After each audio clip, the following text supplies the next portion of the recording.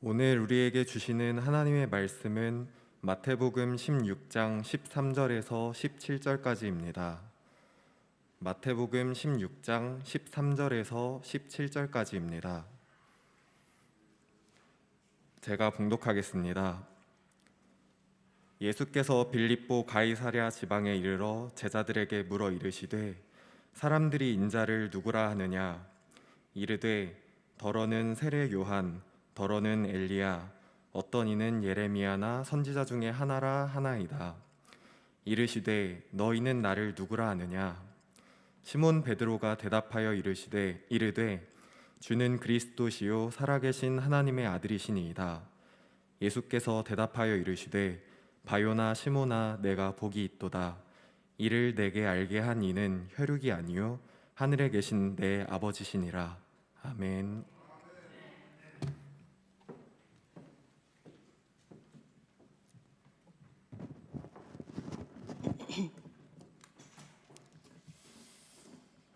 오늘 제목은 나의 주인을 찾습니다. 그래서 아까 여러분들의 주인은 누구냐고 제가 화두를 던졌습니다. 여러분들 돛담배를 타보신 일 있으십니까? 돛담배 아시죠? 근데 저는 돛담배를 타본 적은 없고 노를 젓는 그 배 정도만 탔었습니다. 돛담배를 요즘에는 거의 찾아볼 수 없지요. 불과 몇십 년 전만 해도 우리 돛담배는 바다의 주요 운송 수단이었습니다. 요즘에 동력선에 비하면 보잘것없고 작지만 그때 그 당시 사공들은 그 작은 배로 폭풍우를 어떻게 이길 수 있는지 그 방법을 잘 알고 있었습니다. 여러분, 만일 폭풍우를 만나면 숙련된 사공들은 어떻게 하는 줄 아십니까? 급히 돛을 찢습니다. 그리고 돛대를 잘라버린다고 합니다. 돛은 순풍이 불고 그리고 자기가 가야 할 정확한 위치를 갈 때는 너무 중요한 역할을 하지요. 그런데 폭풍우 가운데서는 돛을 버려야 하는 것입니다. 그래야 사는 것이거든요. 자기 돛이 아무리 멋있고 남들보다 훨씬 비싼 돛을 준비했다 하더라도 여러분, 그것은 잘라 버려야 사는 것이지요. 이것을 버리기 아깝다고 해서 그것을 꼭꼭 가지고 있다면 그의 생명은 위험에 처하는 것입니다. 그것이 자신에게 아무리 소중한 것이라고 생각하더라도 버려야 사는 것이지요. 그것이 그들이 살 수 있는 유일한 선택입니다. 여러분, 우리의 인생도 마찬가지입니다. 우리의 인생도 폭풍우를 만나면 가장 먼저 무엇을 버려야 할까요? 여러분들의 인생 속에서 무엇이 돛이 되어 있습니까? 나 아닙니까? 나 자신 아닙니까? 요즘 세대를 살아가면 제일 많이 듣는 이야기들이 나입니다. 어디서나 내가 중심이 되어야 한다고. 세상 속에서 들려지는 것이 내가 나일 때 가장 빛난다. 이게 제가 광고 문구 이렇게 좀 빼온 거거든요. 이 세상의 중심은 나다. 당신은 세상을 만든다. 행복은 내 안에 있다. 온통 나입니다. 세상은 자기가 세상의 주인이 되어야 한다고 이야기합니다. 솔깃하지요. 그리고 많은 사상들이 그것이 맞다라고 이야기합니다. 자기 행복을 위해서 살아야 한다고 이야기하지요. 내 마음의 주인이 나라고, 내 몸의 주인이 나라고 이야기합니다. 그러기에 자기가 원하면 할 수 있다고, 그렇게 해야 한다고 가르치고 있지요. 맞는 것 같습니다. 그래서 우리는 내 자아를 키우는데 힘을 다, 전력을 다 쏟지요. 그래, 나는 할 수 있어. 나는 세상의 중심이야. 행복은 내 안에 있어. 글쎄요, 벌써 연륜이 몇십 년 되신 분들은 아니야, 나는 그러지 않아. 내 중심은 하나님이야. 그런데요, 여러분, 만일 우리가 부모로서는 아이들에게 어떻게 가르쳤었는지 한번 기억해 보셨으면 좋겠습니다. 부모이면서 부모 아이들을 가르칠 때도 너는 남을 위해서 하나님만 우선순위야. 공부보다 우선 하나님을 먼저 찾아가야 돼. 이런 적이 있으셨는지. 부끄럽지요? 우리는 거기서 자유로울 수 없을 것 같습니다. 그러나 성경은 어떻게 말합니까? 정반대를 가르치지요. 우리의 몸이 내 자아가 내 주인이 아니라고 말씀하시는 겁니다. 누가 주인입니까? 하나님, 우리를 만드신 하나님, 모든 것이 만든 사람이 있잖아요. 그럼 그 사람 거잖아요. 그건 당연한데 왜 우리를 만드신 그 하나님이 우리의 주인이 안 되는지, 그리고 우리를 위하여 십자가에 달려 돌아가시기까지 우리의 죄를, 모든 죄를 가지고 우리에게 의를 전가하신 그 예수님, 그 예수님이 우리를 위해 속량하셨는데, 우리의 죄를 대신 사셨는데, 우리의 생명값을 주고 사셨는데, 그분이 주인 아니겠습니까? 그런데 우리는 어떻게 합니까? 나를 버리고 주인인 우리 주님을 붙잡아야 되는 것이지요. 우리 인생의 주인이신 주님을 붙잡아야 합니다. 자기라는 돛을 붙잡고 있으면 안 됩니다. 자기라는 돛이 가장 위험합니다. 그것은 빨리 찢고 잘라버려야 되는 것이지요. 참 공감이 되는 이야기 하나를 가지고 왔습니다. 기독교 잡지래요. 썬데이인데 당신은 예수님을 어디에 모시고 있는가라는 글이 실린 적이 있더군요. 어떤 성도님들은 예수님을 스페어 타이어 정도로 여겨서 자동차 트렁크에 넣어둔다고 합니다. 그들은 자신이 인생의 주인이지요. 그리고 펑크가 나면 트렁크를 열고 예수님 제발 이 문제를 해결해 주세요 라고 기도한다는 거지요. 그리고 다시 그 문제가 해결이 되면 다시 트렁크 뒷자리로 들어가는 스페어 타이어. 혹시 우리가 예수님을 그렇게 모시고 있지는 않았는지. 두 번째는 예수님을 보조석에 모시는 사람이 있다는 겁니다. 조금 격상은 했습니다. 트렁크에서 나왔으니 말입니다. 조금 더 예수님께 좀 더 가까이 두며 예수님을 가까이 두며 때때로 예수님이 원하시는 대로 이리로 가. 그러면 그때 갈 때도 있었지요. 그러나 최종 결정권은 운전대를 잡은 나인 겁니다. 세 번째로 예수님을 운전석에 모시는 성도들이라는 겁니다. 그들의 삶의 최종 결정권자는 예수님인 거지요. 자신이 바라는 결정이 아닌 예수님께서 말씀하시는 그 순종의 삶, 그 삶을 이야기합니다. 우리는 예수님을 어디에 모시셨습니까? 트렁크십니까? 빨리 빼내십시오. 그리고 운전석에 앉히십시다. 오늘 본문에서 예수님을 따라오려거든 자기를 부인하고 자기 십자가를 지고 따를 것을 말씀하고 있습니다. 바로 전 말씀이지요. 여러분, 자기를 부인하는 방법은 주인을 바꾸는 것밖에는 없습니다. 내 주인을 바꾸는 것밖에는 없지요. 그렇다면 여러분들에게 예수님은 누구입니까? 여러분에게는 예수님을 향한 어떤 고백이 있습니까? 오늘 본문에는 베드로의 고백이 있습니다. 어떤 고백이지요? 우리 다 같이 한번 볼까요? 다 같이 읽겠습니다. 시작. 시몬 베드로가 대답하여 이르되 주는 그리스도시요 살아계신 하나님의 아들이십니다. 이 고백이 언제 이루어졌냐면 시기적으로는요, 예수님께서 이제 공생애를 거의 마치셨어요. 3년이라는 시간이 지나고 예수님께서는 이 제자들을 데리고 가이사랴 빌립보를 가십니다.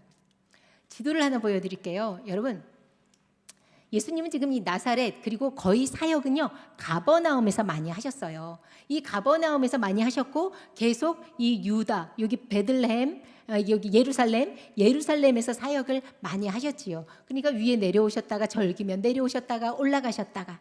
근데 이제 사마리아 지방으로는 안 지나가셨겠지요. 이렇게 이쪽으로 지나서 내려오시곤 하셨습니다. 이제 얼마 안 남으면 절기가 오니 유월절이 오니 이들은요 예루살렘으로 내려가야 되는 거였어요. 그런데 예수님께서 돌연 이 가버나움에서 가이사랴 빌립보를 가는 겁니다. 여태까지 제자들과 가이사랴 빌립보를 간 적이 없어요.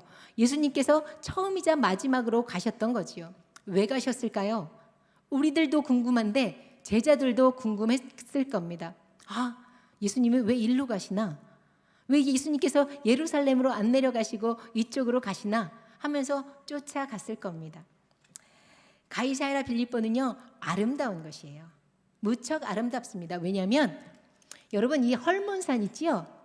헐몬산은요 한 345m라 그러나요? 그 산인데 거기서 그러니까 물이 흘러나와요.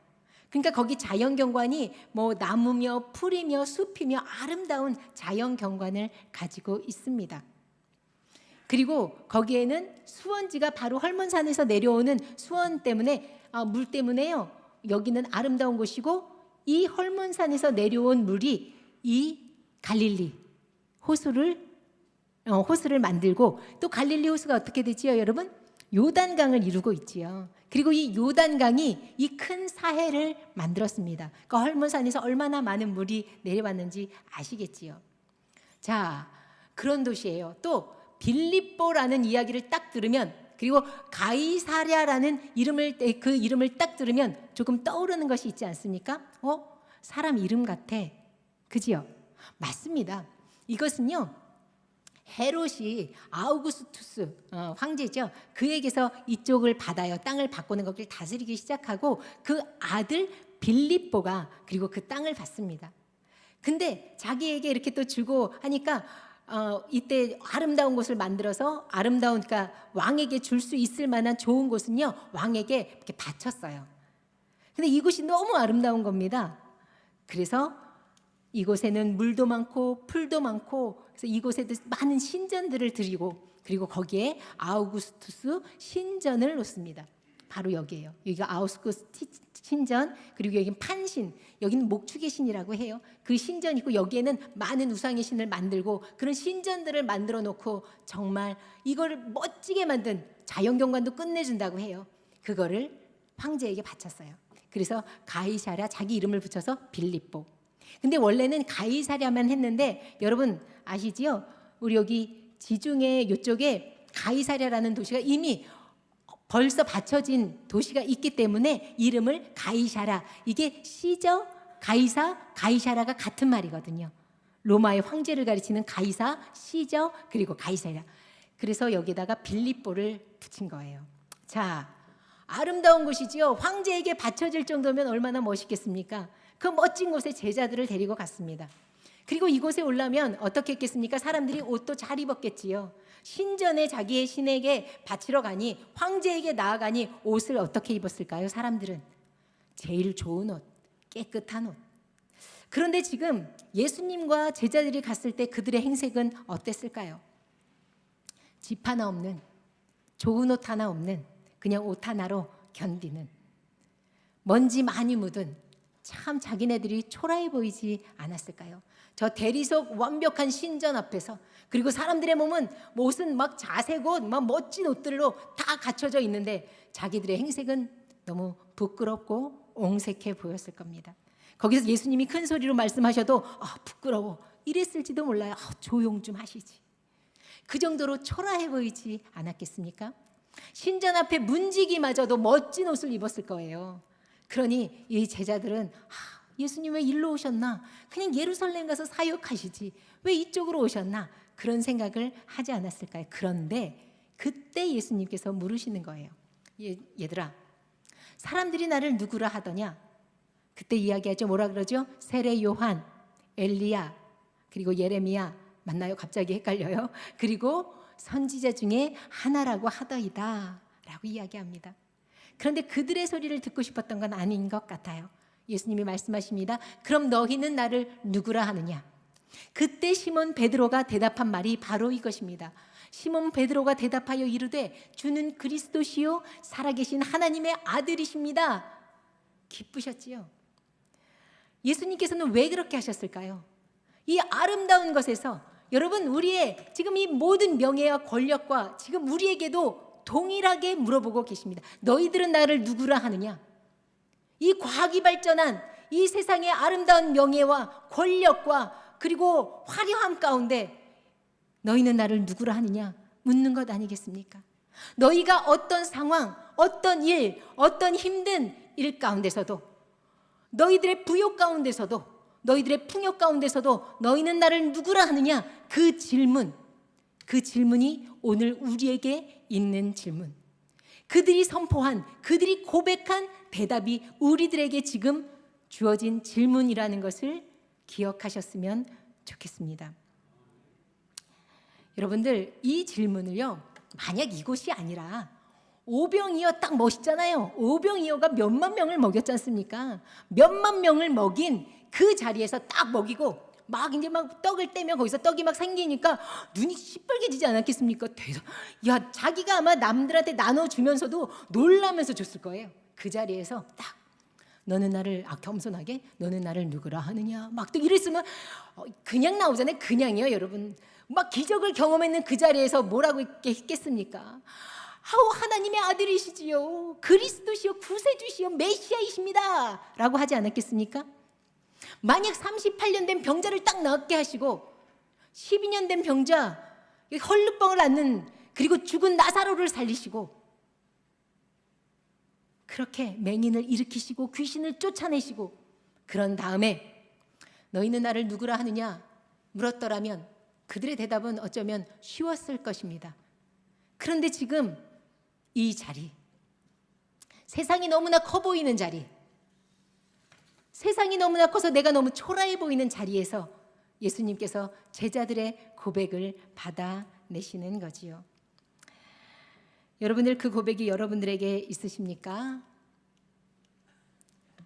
이 고백이 우리에게 있어야 됩니다. 예수님은 나의 주인이십니다. 아멘이십니까? 아멘. 저도 아멘입니다. 여러분 혹시 이 사진 기억하십니까? 이거 뉴스에 많이 나왔어요. 근데 기억을 너무 오래된 23년 전 이야기니까요. 1999년입니다. 이때 사건이 하나 발생하지요. 미국 콜로라도 덴버시의 리틀턴이라는 지역에요. 콜럼바인 고등학교에서 총격 사건이 일어납니다. 기억을 하실 수도 있을 거예요. 그 사건의 용의자가 에릭과 아까 내가 딜란이라 그랬나? 그런데 달린이라 그랬는데요. 딜란이라 그랬는데 달린이에요. 에릭과 달린이란 청년들이죠. 17살 학생입니다. 이 학교에 불량 서클이 있어요. 트렌치 코트라고 마피아 단원 그 활동을 하던 학생들입니다. 그들은 아침에 볼링을 치고 몇 시간 뒤에 총을 가지고 학교로 들어갑니다. 그리고 900발을 무차별하게 공격을 하는 거지요. 그래서 그 사고에서 12명의 아이와 1명의 교사가 죽었습니다. 그리고 24명의 부상자가 있었어요. 그들이 총으로 사람을 마구 그냥 난사한 것이냐, 열받는다 오늘 가서 이러자 했던 것이 아니라 이들이 레이첼이란 여자를 찾고 있었어요. 레이첼, 저거는 이제 조금 이따 읽어드릴게요. 레이첼 스캇이라는 여자를 막 찾으면서 하는 겁니다. 레이첼이 무슨 일이 있었던 걸까요? 이 레이첼이요 3주 전에 이 에릭과 달린에게 찾아갑니다. 무섭지요? 여러분 친구 중에 잘 나가는 친구들 아닙니까? 마피아 단원이니 누가 이 친구들한테 가서 함부로 했겠어요. 무서운 친구들, 아주 가면은 두려운데 이 친구를 레이첼 아까 그 이쁜 소녀가 찾아갑니다. 그리고 그들에게요 그리스도를 전하는 거예요. 예수 그리스도를 진지하게 생각해 보지 않겠냐고요. 그런 후 3주가 지납니다. 이들은요 그날 레이첼 스캇을 찾아요. 목격자들의 이야기입니다. 레이첼 어딨어? 레이첼 어딨어? 이미 레이첼은 다리에 하나를 총을 맞았어요. 그러니까 쩔뚝쩔뚝 대고 있었겠지요. 그리고 레이첼을 찾습니다. 그리고 정말 간신히 숨을 쉬고 있는 레이첼에게 물어봅니다. 고개를 딱 들은 거죠. 이래도 하나님을 믿냐? 하는 거예요. 레이첼은 어디서 그런 용기가 났을까요? 죽음이 찾아든 그 몸에서 마지막 힘을 끌어모아서 한 말. 그럼 내가 예수님을 믿는다는 건 너희들이 더 잘 알잖아. 그 이야기를 합니다. 그리고 그들이 한 말. 그럼 네 하나님이랑 같이 잘 있어라 하면서 그에게 머리를 향해 총을 발사해 레이첼 스캇은 죽습니다. 17살 어린아이들이에요. 17살 여자아이의 그 용기 어디서 났을까요? 여러분 사고가 있은 후에 레이첼 일기장이 공개가 되었답니다. 이런 글이 적혀 있었답니다. 나는 작은 손으로 지구상에 수백만 명의 사람들을 영적으로 깨우는 사람이 되겠다 하고 적어 놓았다고 합니다. 그는 못 이룬 것 같지만 지금 보면 그는 이루었어요.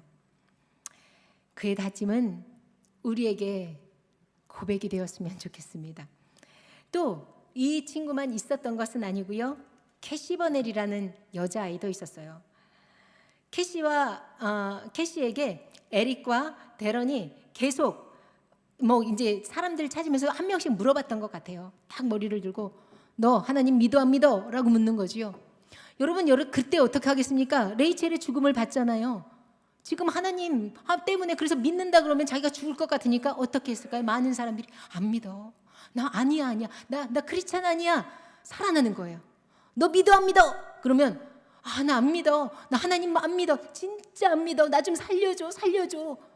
그럼 내보내는 거예요. 계속 묻는 거예요. 그때 캐시 버넬에게 옵니다. 캐시 버넬에게 묻습니다. 너 하나님 믿느냐? 캐시 버넬이 어떻게 대답했을까요? 답이 있습니다. Yes. I believe in God. 난 하나님을 믿어. 여러분, 그 대답을 하고 어떻게 됐을까요? 죽었습니다. 그리고 그 용의자들도 자살로 죽어요. 왜 그랬을까요? 그들은 왜 그랬을까요? 왜 예수 그리스도 하나님을 믿는 것이 그렇게 싫었을까요? 하나님 예수 그리스도를 이야기한 그들에게는 싸움이 있었던 것 같아요. 그리고 이 세상이 너무 힘들었던 것 같아요. 만약 그들이요 다른 거에 열받았다면 이렇게 했겠지요. 야, 너네들은 잘 살아서 좋냐? 너희들은 행복해서 좋냐? 공부 잘해서 좋냐? 그래, 밥 잘 먹고 다니니까 좋냐? 좋은 옷 입으니까 좋냐 하면서 죽였을 텐데 그게 아니라 하나님. 그들은 하나님이 있는 게 싫었던 거예요. 그들의 죄악이 올라오니까 그들은 하나님이 있는 게 싫었던 겁니다. 그리고 죽은 영혼들이 있지요. 그런데 이들은 그날 그냥 그렇게 죽은 것 같아요. 그런데 그들의 이 이야기들이 펴졌겠지요. 그리고 나서 운동이 시작됩니다. 어떤 운동이냐? 어디죠? 크리스천 10대들. 미국의 크리스천 10대들에게 Yes, I believe in God 이라는 티셔츠가 입혀지고요. 그들이 모여서 이제 운동이 시작합니다. 플로리다주의 한 도시에서 2,500명의 10대들이 모여서 그들에게 이제 이런 신앙 고백이 있는 집회를 가졌다고 합니다. 이 집회의 이름이 뭐였을까요? 제목이 Yes, I believe in God. 이 집회는 마약 속에 찌들은 10대들을 살려내기 충분했습니다.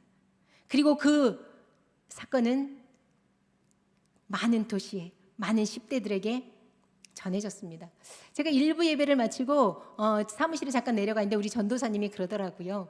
박성호 전도사님께서 다윗의 세대라는 원주에서 있던 거기 선교단체에 있으셨거든요. 그것도 이 운동으로 시작된 거예요. 전 세계에 있는 10대들에게, 그래서 그때 예수전도단에 원 베네딕트 선교사님이 계셨거든요. 청년소년 사역을 무척 잘하셨어요. 그분이 CU at the Pool이라는, 그래서 국기 개항대에서 모여서 기도하는 걸 전 그때는 알았어요. 그때 알았는데 그래서 되게 부럽고 너무너무 귀한 운동이다라는 생각을 했었는데 그 운동이 이것으로 인해서 시작됐다는 것은 몰랐어요. 이 운동으로 우리 이 한국에 있는 청소년들도 살려냈던, 그래서 정말 국기개양대 앞에서 많은 이들이 기도했었거든요. 학교에 들어가기 전에, 등교하기 전에 모여서 기도했던. 그리고 나서 그것이 다윗세도도 이렇게 만드는 역할을 했다고 하더라고요. 여러분, 그들만입니까? 지금 우리에게도 그들의 고백이 도전이 되지 않습니까? 여러분들은 어떤 고백 가운데 있으십니까? 우리에게도 질문을 해야 됩니다. 나는 하나님을 믿어. 내가 하나님을 믿지 않고는 없는 건 너가 잘 알잖아. 나는 하나님을 믿는다. 생명보다 귀했던 그 고백이 우리에게도 고백되어지는 그런 시간이 되기를 축원합니다. 여러분, 우리의 인생은 내가 아니라 세상이 아니라 주님임을 기억하십시오. 예수님께서는 그것을 아셨습니다. 우리가 얼마나 자기를 사랑하고 세상을 사랑하는지 말입니다. 그래서 예수님께서는 그 제자들을 그 가이사랴 빌립보로 데려가셔서 그들의 고백을 받아내신 거지요. 주인을 바꾸지 않으면 안 됩니다. 잘 생각해 보십시오. 우리가 살아가면서 여러분, 아침에 눈을 뜨면서부터 우리는 무엇을 위해 살아갔습니까? 자기 편안, 자기 안락, 나의 만족, 나의 행복, 그것이 충족되지 않으면 화를 내시지 않았습니까? 오늘 왜 이러는 거야? 아침부터 왜 이렇게 짜증을 내는 거야? 막 이러면서 오늘 아침부터 짜증이 올라온, 왜 오늘 밥이 이렇게 맛이 없는 거야? 밥이 왜 이렇게 설 익은 거야? 그것이 뭐 그리 대단하다고. 우리는 그렇게 화를 내며 충족되지 않은 그 삶 가운데 살아가면서 내 마음대로 살아가고 있습니다. 탈세를 욕하던, 탈세하면 안 되지. 그런데요, 우리가 탈세할 딱 자리에 가면요, 탈세가 되어버리면 하나님께 감사 기도를 드려요. 하나님께서 도우셨다고. 아파트 평수가 올라가면요, 하나님께서 평수 올라가면 그거 하나님께서 도우셨다고. 우리의 만족, 내 만족을 위해서 살아가는 것 아닙니까? 우리가 정의를 부르짖잖아요. 정의를 외치잖아요. 그래서 우리는 평화 통일도 원하잖아요. 근데 통일은 원하는데 여러분 생각해 보십시오. 우리가 얼마나, 만약 이 통일이 정말 돼서 우리에게 세금에서 30만 원씩 빼간다 그러면 통일을 바라실 분이 몇 분 계십니까? 싫으시지요? 통일은 됐으면 좋겠는데 내 30만 원 아깝지 않으십니까? 그러면 우린 통일을 원하는, 정의를 원하는 사람들이 아닌 거지요. 여러분들, 우리 인생이 이렇게 초라하고 비참합니다. 우리가 우리의 인생의 주인으로 살기 때문입니다. 내가 나의 주인이기 때문에 나를 만족시켜야 되는 것이지요. 그래서 우리에게 예수님이 필요합니다. 이 비참하고 초라하고 변덕스럽고 너절한 제가 나의 주인이 아니라 하나님이 내 주인이 되셔야 되겠습니다.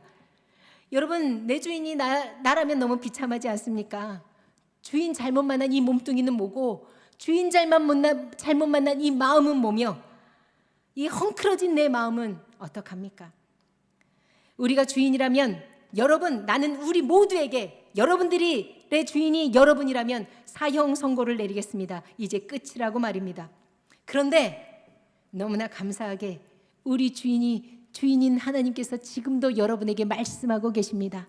나를 따르라. 내 자녀가 되라고 하나님께서 말씀하시지요.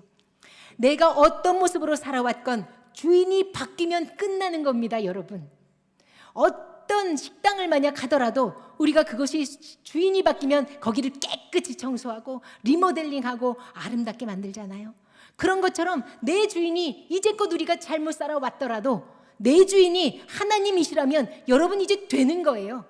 천지를 창조하신 그 하나님이 내 주인이면 끝나는 것 아닙니까? 내 목숨을 만들고 내 생명을 만들고 내 몸을 만드신 그분이 내 주인이라면 끝나는 것 아니겠습니까? 이제 우리는 하찮은 인생이 아니라 하나님의 자녀가 되는 것입니다. 아멘이십니까?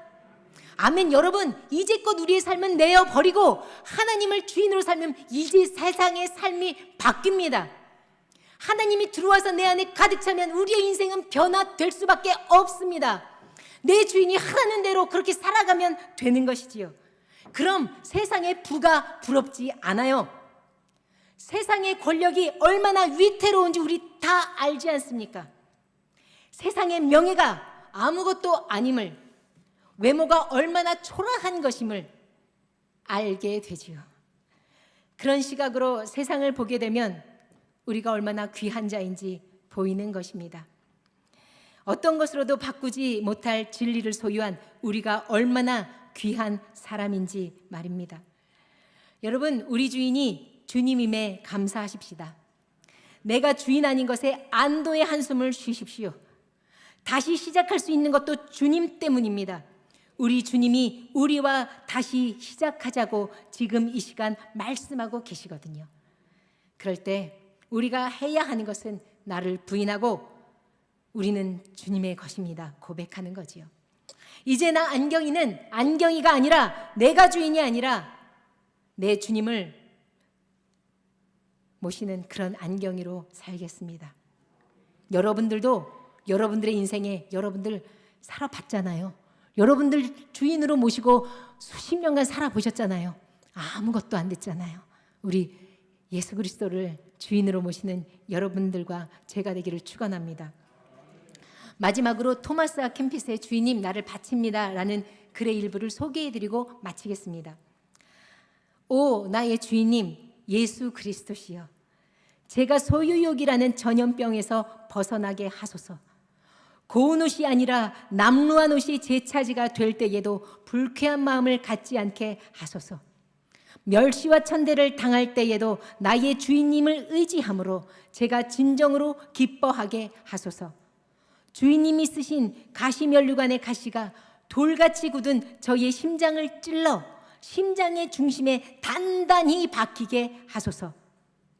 주인님이 쓰신 가시면류관의 가시가 돌같이 굳은 저의 심장을 찔러 심장의 중심에 단단히 박히게 하소서. 그리하시면 그 상처를 통하여 내 온몸에 해로운 피가 흘러나올 것입니다. 주인님의 거룩한 사랑의 증거인 그 가시가 제 심장에 계속 박혀 있게 하소서. 그리하시면 제 마음은 악의 가시와 유혹의 엉겅퀴를 모두 뽑아버리고 아름다운 밭으로 바뀔 것입니다. 오 나의 주인님, 이제야 저의 전부를 주님께 바칩니다. 아멘. 기도하시겠습니다. 하나님, 이제야 저의 전부를 주님께 바칩니다. 그런데 놀라운 것은 비어있는 내 마음이 아니라 꽉 채워진 주인을 느낍니다. 우리의 삶에 놀라운 변화가 있게 하여 주시옵소서. 예수 그리스도의 거룩하신 이름으로 기도드렸습니다. 아멘.